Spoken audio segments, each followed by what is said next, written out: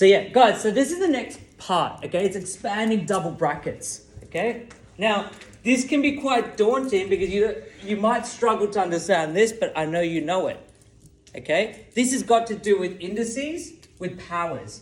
Revisiting that topic, okay? What do we do there? As simply, what do we do with this in here?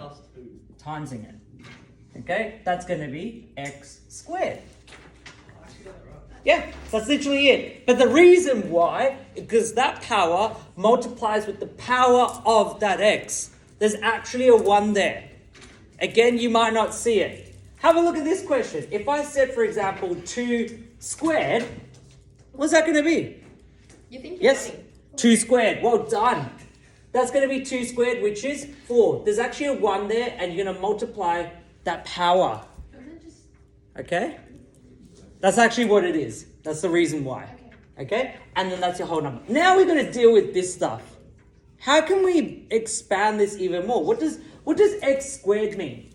X squared means x times x. Who agrees with that? X squared is x times x.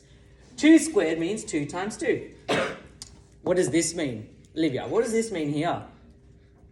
If that is x squared is x times x, what's happening here? What would you do here? X. Yeah, but then whatever's inside the brackets is being multiplied again by itself. So whatever that's in this brackets is being multiplied again, right? So what's in this brackets here? Shh. X minus 3. Okay, that's being multiplied again by what? X minus 3.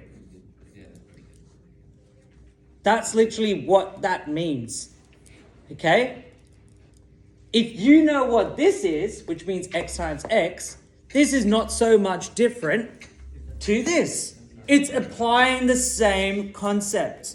Now here, now you just need to expand it. Okay? So here you're going to draw the arrows, right? So everything here, okay, everything here, you're going to get this, and you're going to multiply it with this.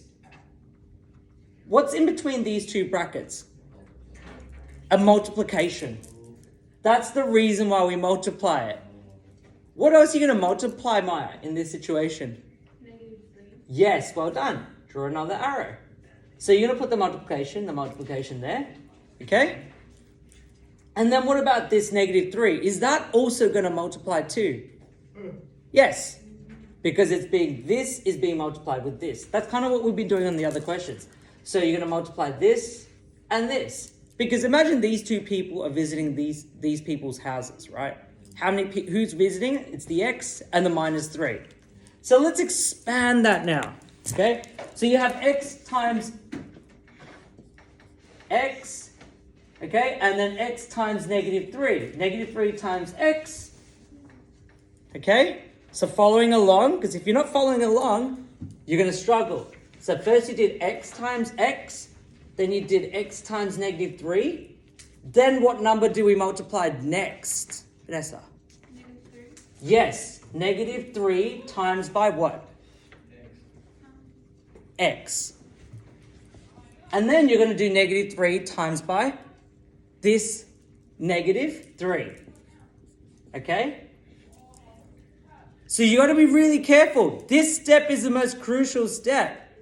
If you mess this up, you're going to struggle with the next part. Now it's a simplification. What is x times x? Leave it. X times x. X squared. -3 times x. -3x. -3 times x again is going to be -3x. -3 times -3. What's -3 times -3? So. Yep. Yep. What 9? -9 or +9? Well done. Okay. Are there any like terms here? Ruby. Any like terms here?